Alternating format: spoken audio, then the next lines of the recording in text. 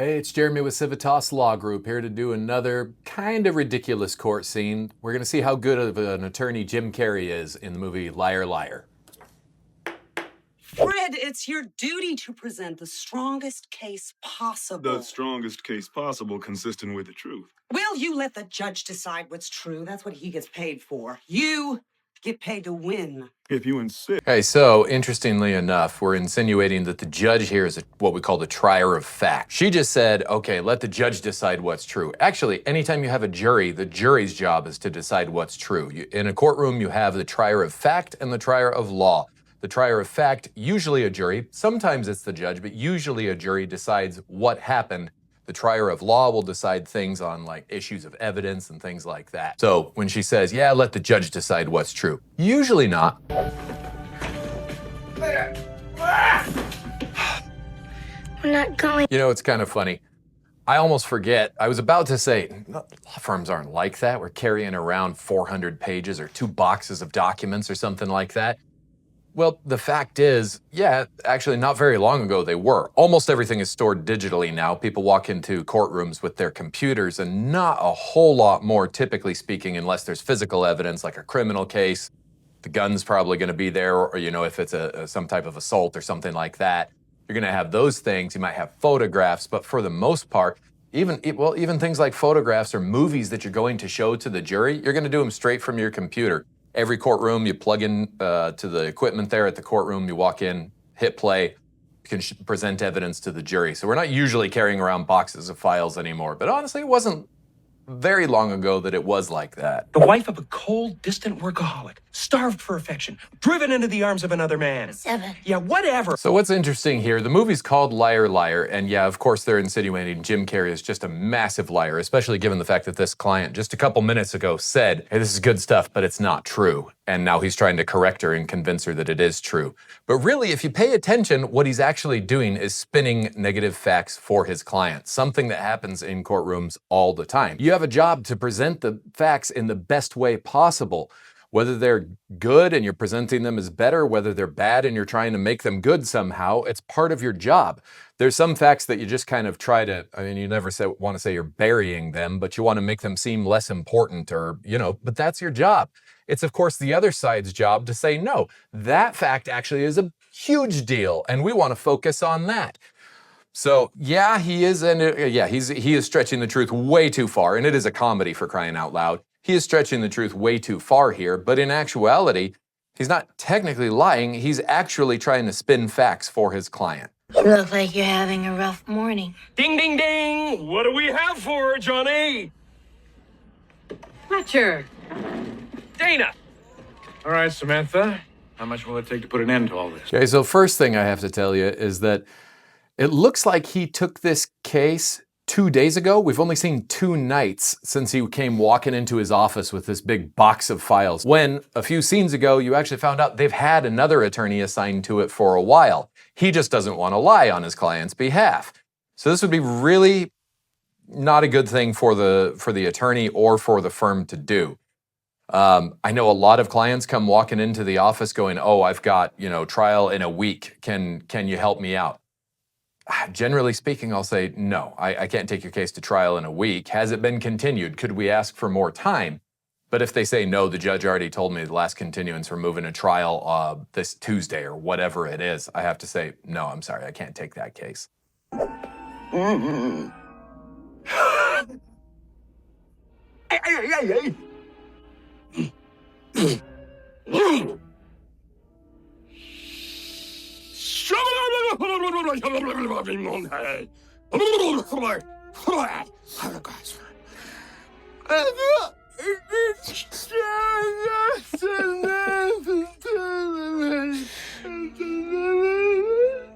Okay, in a very, very Jim Carrey way, that response was actually all that her question really required.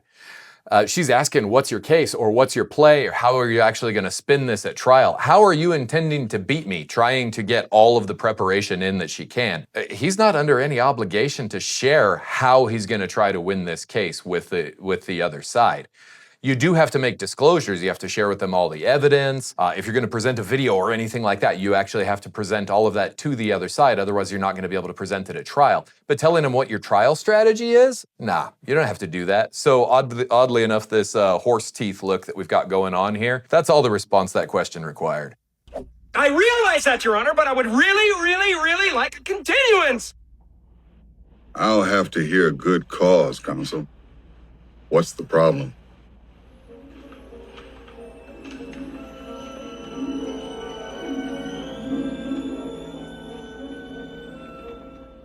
I can't lie! Here's a good reason for a continuance that wouldn't be a lie. I just got assigned to this case 2 days ago after the other attorney necessarily had to withdraw from the case. You get a continuance for that.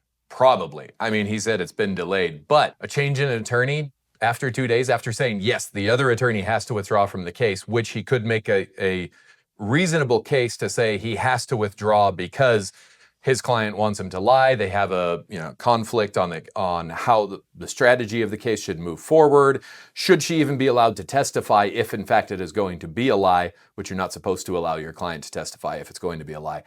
So the other attorney can say, yeah, I have to withdraw from this case, and Jim Carrey just got assigned to it 2 days ago, so he probably can get a continuance without telling a lie. Settle! I want to settle, Mr. You convinced me yesterday. I'm the victim here. I'm starved for affection. I'm driven into the arms of another man. Yeah, whatever. With the story you came up with, I don't think we can lose. I want to proceed. Mrs. Cole. Okay, so for a Hollywood comedy, that's actually pretty real. There are a lot of clients that get all the way to trial or are offered a settlement early on in the litigation process, or even pre-litigation, they're offered a settlement, and they just don't want to take it out of principle or because some other attorney has oversold them and told them that their case is better than it actually is, and they're going, nah, I'm going to turn that down, in favor of rolling the dice on getting essentially nothing. Doesn't sound like she would get nothing here. It's a family law case, so probably not nothing. But, a few scenes ago, we just saw that somebody said that there was a prenup on the table, and so it could be next to nothing. So settlement, probably the smart thing to do here. But like we said, it's a comedy. Here goes. I sped. I followed too closely. I ran a stop sign. I almost hit a Chevy. I sped some more. I failed to yield at a crosswalk. I changed lanes in the intersection. I changed lanes without signaling while running a red light and speeding. Is that all? No. I have unpaid parking tickets. Be gentle. Okay, I know it's a comedy. Okay, I know it's a comedy. But here's the thing. People do that without this liar, liar curse on them. They just start telling the cop everything that they did. You don't have to answer questions. People have heard of the Fifth Amendment, right? You don't have to incriminate yourself. You don't even have to ask when they ask you simple questions like, where are you coming from? Where are you going to? You can just say, I'll answer anything related to the traffic stop today, officer. You can present them with your ID. There's videos all over the internet of people doing it right and wrong, so don't take that as legal advice to follow any of those. But you are allowed to simply say nothing. You can just hand them your ID. When they ask you to step out of the vehicle, you do actually have to step out of the vehicle. But and laws vary from state to state, so check the laws in your own state. But bottom line, you don't have to do that. You don't have to just emotionally vomit at the cop and tell them everything you've ever done wrong in your life. So let's take that as an example of what not to do. He knocked over another ATM, this time at knife point. He needs your legal advice. Stop breaking the law! Oh! So yet again, as a typical Hollywood mistake, we have an attorney practicing all kinds of different sorts of law. He's giving criminal advice there to a client that they are insinuating he's represented before, and just a few minutes ago we saw him in family court. So maybe, I practice a couple different kinds of law. I don't typically go to litigation on all of them. Maybe some people do.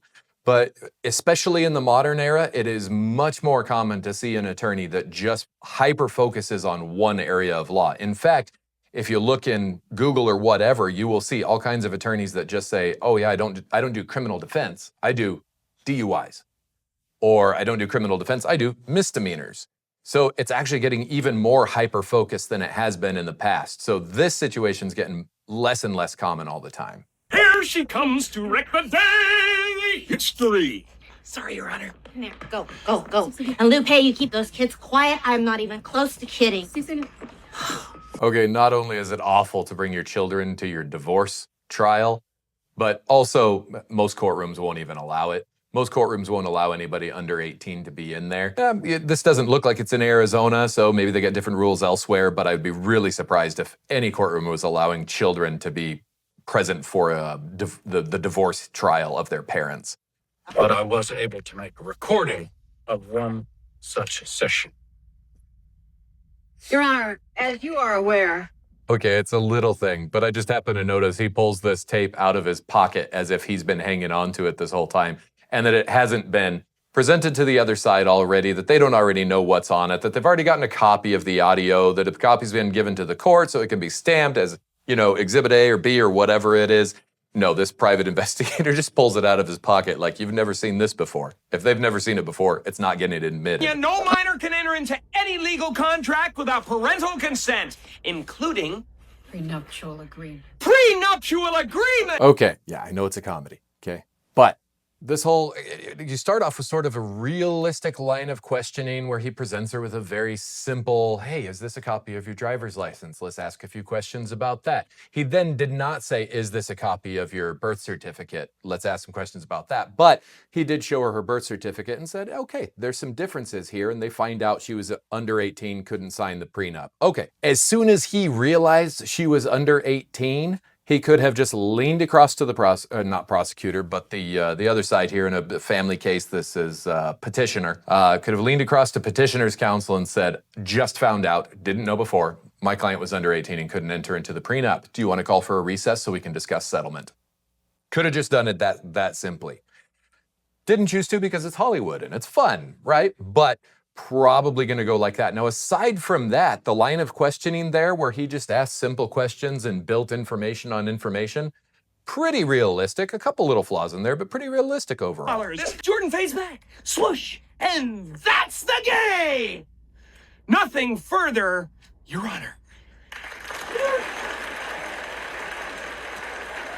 I've also got to say, I'm not totally familiar with the laws of the state of California since I don't practice there. In fact, I should just say I'm not familiar at all for all intents and purposes of this conversation. But it strikes me that if she lied about her age, she made a false statement, that this soon-to-be ex-husband detrimentally relied on that false statement when he entered into an agreement with her, and therefore she might be guilty of fraud. So I'm not sure that this is the slam dunk that Jim Carrey's character just made it out to be. There could be a whole nother avenue that we're going down for, soon-to-be ex-husband to get all of his money back. Okay, so of course, this movie's been out forever. You probably know the ending, but that's pretty much the ending court scene, so we're going to stop it right there.